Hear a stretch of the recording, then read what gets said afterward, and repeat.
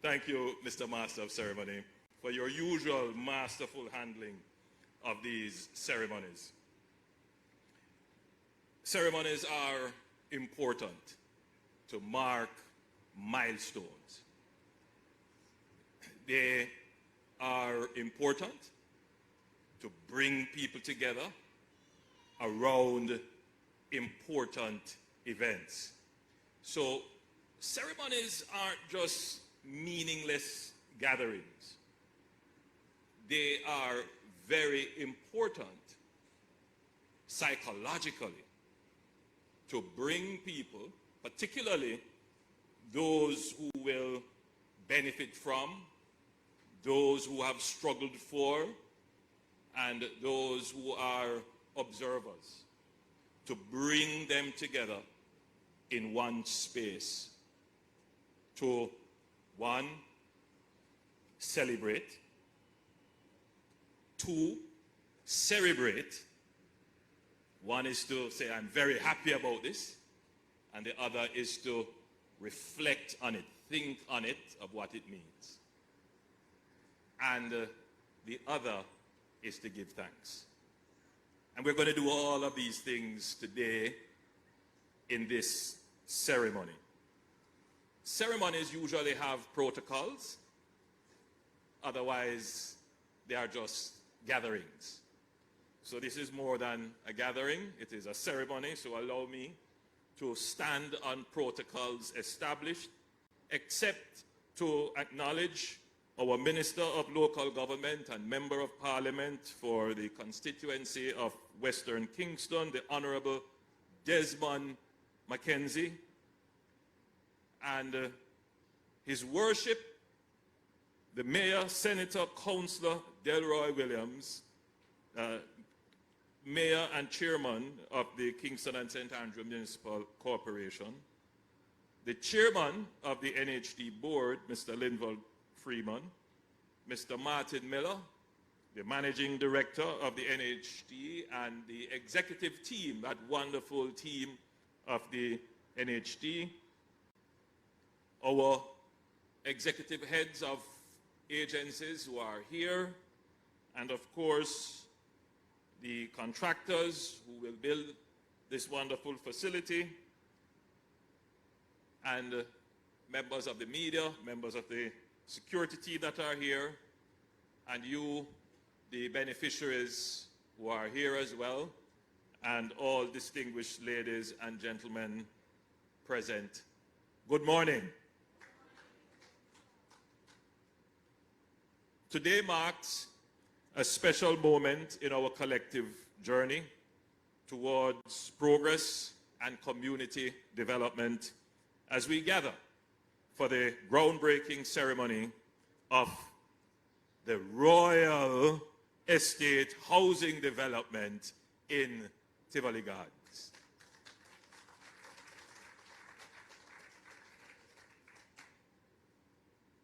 The development is a testimony to your government's unwavering commitment to building not just houses, but communities under the banner of the NHT's Community Renewal Program. The Royal Estate will have 144 housing units, which will include 130 duplexes and 14 mixed-use units. I gather that provisions are being made in the mixed-use units for some commercial enterprises. This is a new feature of the NHT development, but it is in consideration of the needs of the people. So I commend this new feature of the housing developments. Not that I'm recommending it for all, but where it is necessary. The NHT is in the business of building houses, not shops. There will be 32 studio units, 38 one-bedroom units, 60 two-bedroom units, and 14 mixed-use units. This development represents hope and opportunity and embodies the ideals of the Community Renewal Program, an initiative deeply rooted in the tenets of Vision 2030, and it is an outgrowth of the NHT's inner city housing project. The development is estimated at approximately 2.8 billion Jamaican dollars and will be constructed on approximately 8.3 acres of land in the community. Since its inception, the NHT has contributed over 10,000 housing solutions in Kingston and St. Andrew through the joint venture interim finance project, through the inner city housing project, and the NHT ski programs. Further, it should be noted that the NHT's current housing plan for Kingston and St. Andrew includes 1,386 housing units to be constructed over the next 2 years. We have the Foreshore Estates, and that will be 230 units. Martin, has that started already? I believe the Foreshore Estate is under construction and will be completed next year. We have the Maxfield Park scheme under the Community Renewal Project, this project, 210 units, and that should be completed in 2025. I believe, Martin, this is under construction. We have White Wing, the Community Renewal Program, once again, 131 units. That should be completed in 2025. We have Howard Apartments, 248 units. That should be completed in 2025. I remember personally breaking ground there for that. That is in Angela Brown-Burke's constituency. Bellrock, Community Renewal, 18 units. I believe that is completed already. St. Paul's Lane, in a place that is very special to me, 24 units. And I have found a way separate from the NHT to add another 12 to that. So you could tack that on to this total. Then there is the Surbiton Apartments that is to be developed, 70. And that will be completed in 2026. We have the Bay Farm Road, again, Community Renewal Project, 62 units, and that will be in 2026. We all know of the Ruthven Towers. Well, we have Ruthven Towers Phase 2, and that will be 235 units, and that will be in 2026 for completion. And we have the Vineyard Town, which is an NHT scheme, 14 units. That should be completed in 2025. And we have Royal Estates, Community Renewal Program of 144 units, and that will be completed in 2026. I want you to just reflect on this. The NHT is about 43 years old, thereabout. 47 years old? 47 years old. And in 47 years, we have built about 10,000 houses in Kingston and St. Andrew. In 2 years, we are going to build 1,380 units in the next 2 years. And I'm sure, I know Martin doesn't like to hear that, the chairman doesn't like to hear what I'm about to say. But as we go through the process of looking at our land bank in Kingston and St. Andrew, and we identify lands that could possibly be used for development, and as we move to acquire lands for housing development, I am certain that we will be adding another 1,000 houses to this number. I noticed no one from the NHT executive club, because I have been pushing the NHT to the limit. So if we can do 2,000 houses per year in the next 40 years, right? We would more than quadruple the number of houses that we have built in the last 40 years. That is what we want to do, because the demand for housing is great. No matter how many groundbreakings I do, and as Dwayne tells you, right? We have gone maybe 6 or 7 already for the year, or more than that for the year. And the claim is still, I can't get any house. And it is true. I was in Montego Bay as I spoke at the last handing over of houses. And I explained to that audience that I met a young lady in St. James. She works in the BPO industry. She had to move from Clarendon. She can't find any house in St. James, so she's really living in circumstances that are not comfortable for her and her child. She's a single parent. And she just wants a housing shelter in a properly planned community, because where she lives, she says she's catching. You know what that term means. She's living with family members or friends in an unsecure and uncertain circumstance.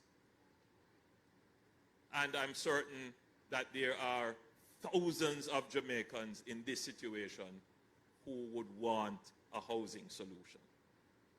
And that is why I'm pushing the NHT to the limit, to get the houses built. Not just build houses, but to build the houses quickly. And we are not only focused in this area. We are on target. We were a little bit delayed because of the pandemic, but we're getting back on target. The NHT has committed to 43,000 housing solutions right across Jamaica. And every day we are working towards that commitment. So for Kingston and St. Andrew, out of that 43,000, you know we have 1,300, and we probably will increase that as we find more lands and viable projects to either build or finance. Not too far from here, in Bernard Lodge, already that project has started. Several of the developers are building out now, and I'm going to tour that area very soon to see the progress that is being made. In that development alone, we will have over 10,000 housing solutions. The solution to the housing problem is not that we're going to be able to build houses where you live. So let's take this community of West Kingston. The people who are going to benefit from this development here at Royal Estate, they are happy that they don't have to relocate. But the truth is, we will never be able to find 8 acres of land all around Kingston to do the development where the people live. So, in the development strategy, what we must do is build proper transportation facilities, which would mean proper roads that can take traffic, so we have to build them for traffic, and we also have to have a proper public transportation system. Those two things are key elements of being able to solve the housing problem. What we have done in terms of improving the road network heading east into St. Thomas is a signal that housing developments should follow that new corridor, so that there are options other than seeking to build in Kingston, that you can live on the suburbs or outskirts of Kingston and travel into Kingston at a low cost and conveniently. So that's what we are building out. And I want to just put that together because sometimes the conversation is going on in the public domain. People feel, very much inconvenienced by the roadworks that we have been doing, but not seeing the bigger picture. The bigger picture is not just building the roads. It is also making it more convenient to build housing on lands that are not as expensive as the land in Kingston, which carries the price of the house very high and limits really the size of the house that you can get. So that's part of the strategy. But I wanted to say a few more things on this development. Minister Mackenzie told you that this housing development has been on the books before 2007. I believe as far back as maybe 2005, thereabouts. It's a long time. Very long time. And this community of Rasta City, it's not the only community waiting for so long. I toured this area in December, I believe it was the 2nd of December, 2019. 2nd of December, 2019. So almost what, 2 years? Almost 2 years. Yeah. 3 years, almost 3 years. Mm-hmm.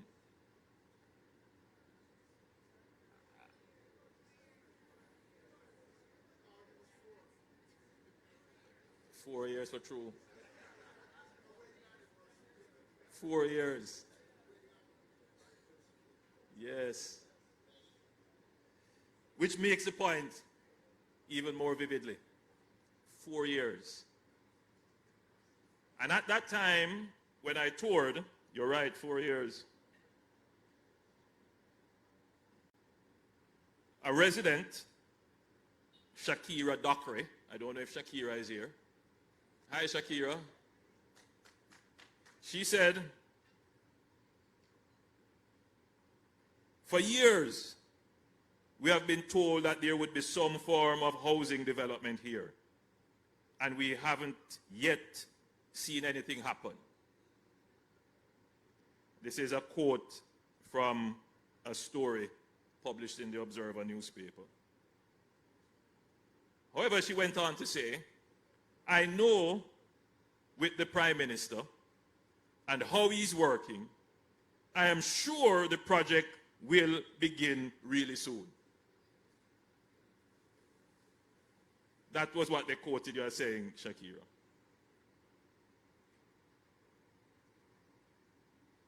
Another resident said the living conditions of citizens are unbelievable. And over the past few weeks, we have been experiencing increased rainfall. And when it rains, it leaks. And I want the Prime Minister to come through with the housing plan. This was said by another resident, didn't get his name. Shaquille Henry. Is Shaquille here? Yeah.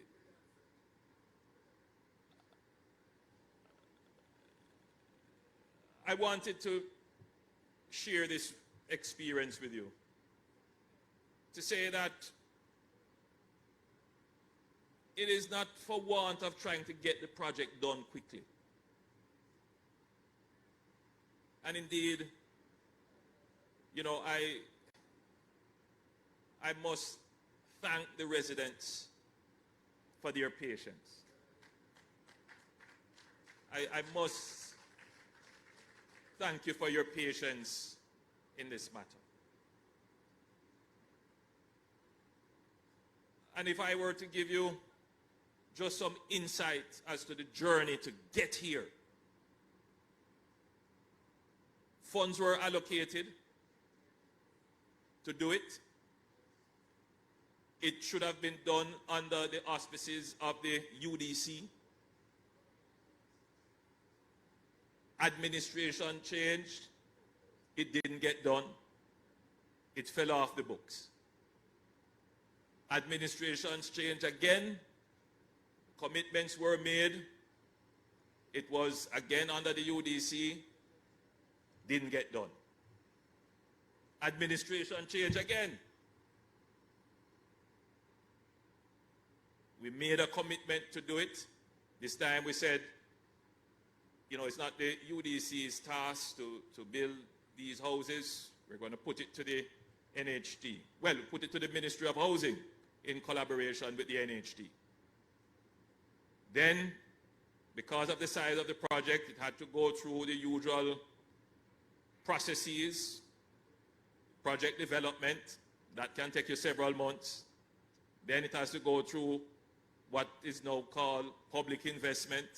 We have to make sure that the right decisions are being made and the project is feasible before we can spend public resources. Then it had to go through procurement. In other words, who is going to build this? So we have to have a transparent process that the private contractors can come and bid for it, and that it is fair and transparent. If one thing go wrong in that process, and it is open to any legal challenge, the advice that you usually get is to abort it and start again. This project suffered from that. It means that as we layer on top of the public bureaucracy, the people who are charged with the duty to execute, this is out of the hands of the politicians now. Politicians can't deal with procurement. If it is not done correctly, if there is incompetence involved, then it adds to the time it takes to deliver the benefit. I want you to think about it. So you had the political delays, changing priorities of administrations. Okay?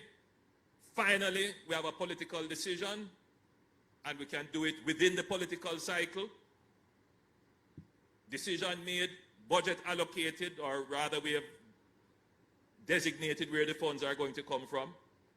Put it through now the bureaucratic executive process. And then again, it meets upon all kinds of delays.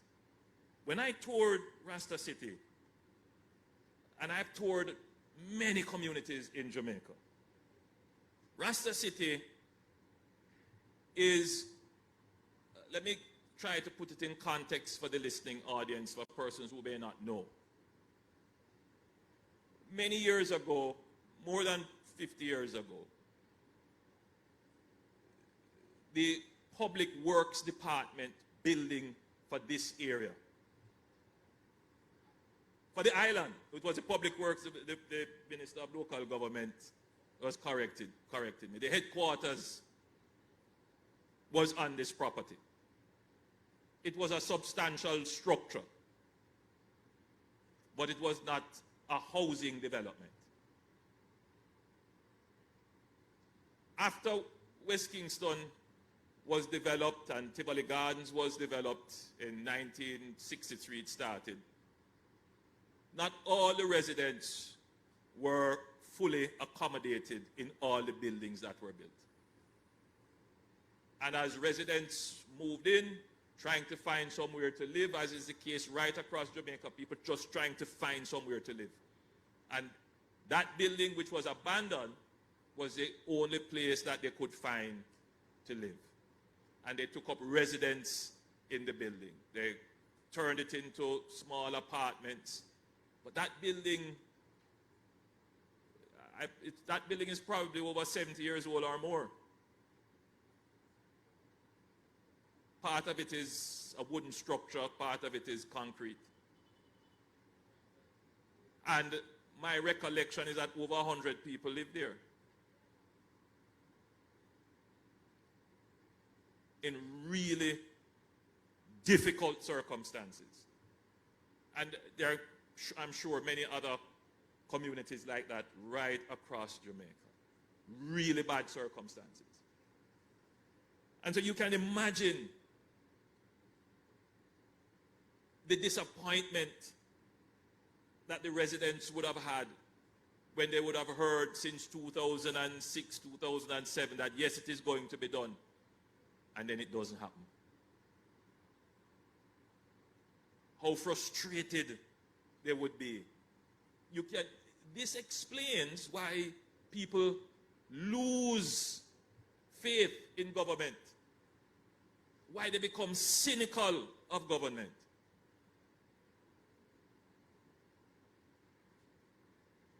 So when I toured in 2019, I made a commitment that it would be done. But regardless of how firm and how strong my commitments were,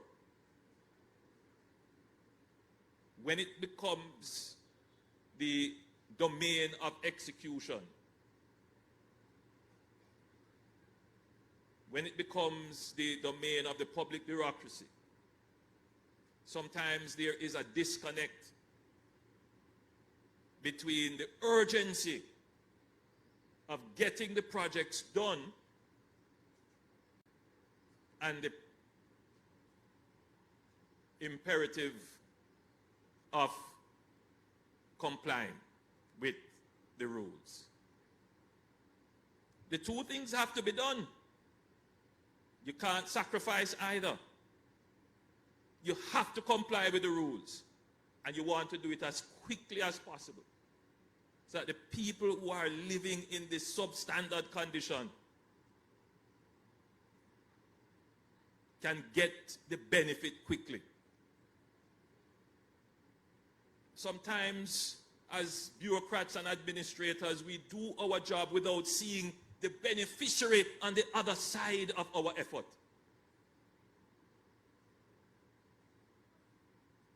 We believe that the longer it takes, the better it is.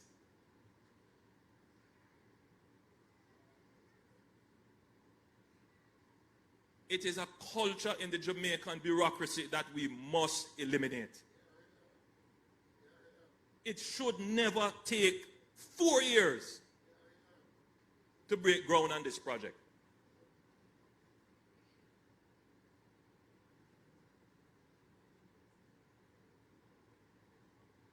A lot of talk in the society about compensation. Very limited in a silo. Everybody is saying, yes, I need to be paid more because I need to be able to afford the necessities of my life. But what you work for, your job, is not only for the necessities of your life. It is the necessity of all the people that you serve. When you do your job better and you get paid better, your job is supposed to ensure that every single Jamaican who relies on you to do your job also gets better.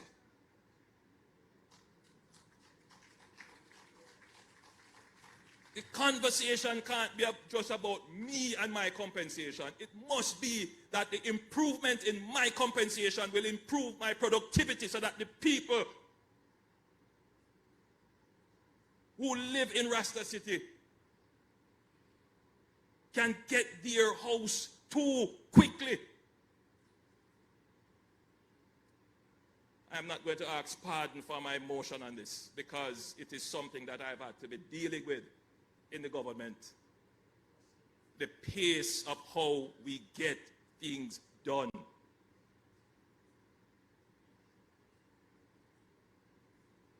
And it is a conversation that we all want to shy away from. But the sustainability of the increases that have been given under the compensation review can only be secured if we increase productivity. The sustainability of the increases that are happening now in the wage level in the country can only be sustained if productivity increases over and above the rate of inflation.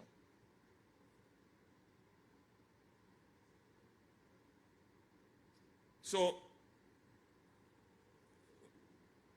we're at a point in this administration where we have to be thinking, we have solved the economic problem in terms of fiscal management.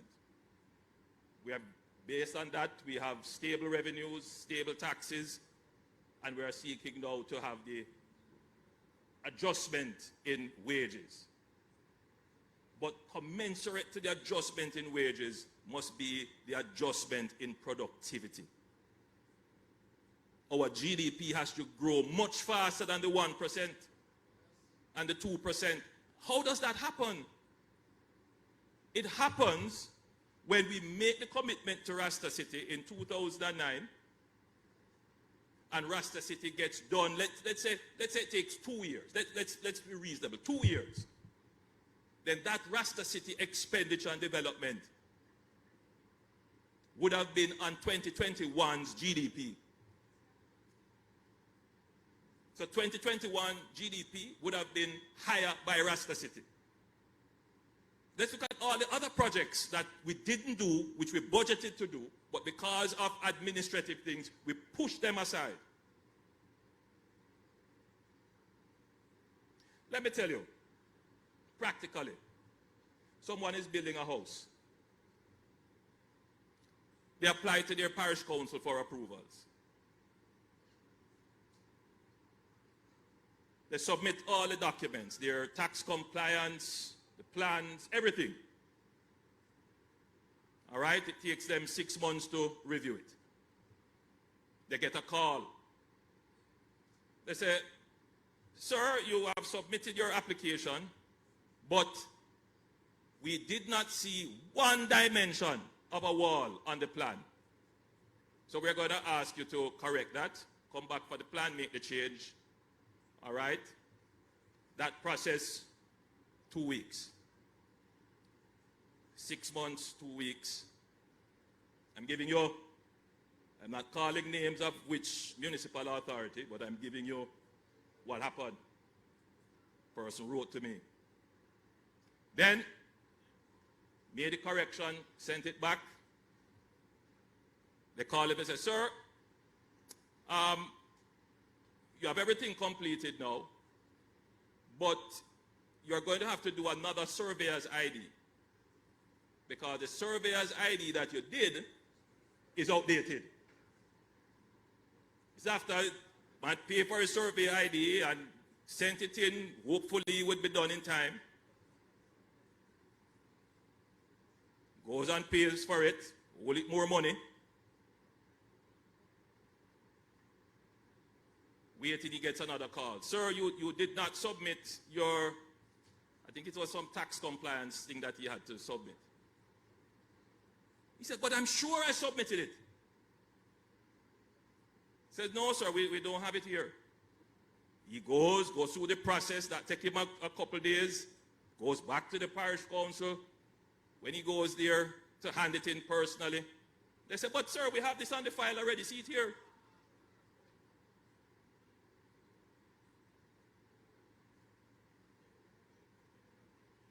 To this day, he has not gotten his approval. So that investment that should be on this year's GDP is not on it. Let's look at the time wasted. The people who are doing that, do they realize that their pay depends on that man building the house? The increase in compensation don't come from out of the ear. It comes from the economic activity that you allow to happen.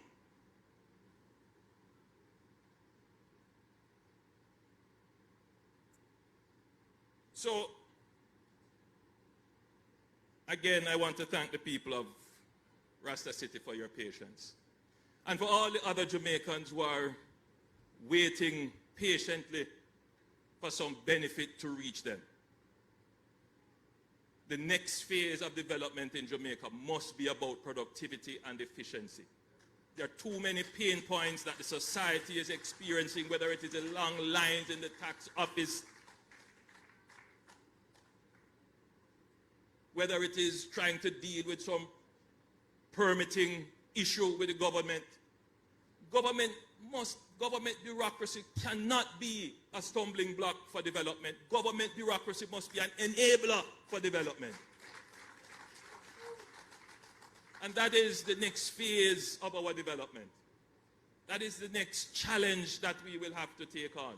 There are many issues wrong with the Jamaican society, but little by little, one by one, this administration is brave enough, strong enough, courageous enough, not just to talk about it, but to do the actions necessary to make the change so that Jamaica can truly be the place of choice to live, work, raise families, do business, and retire in paradise.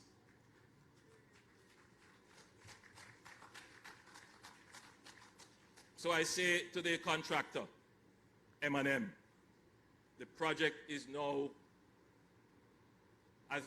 passed through the bureaucratic phase, and it is now in the execution phase. There is a timeline of 2026 to get this done. Get it done before. Yes, it will move fast as you can.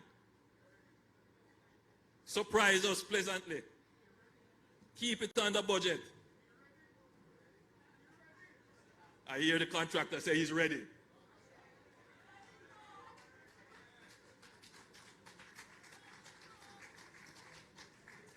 Don't delay what you can accomplish today.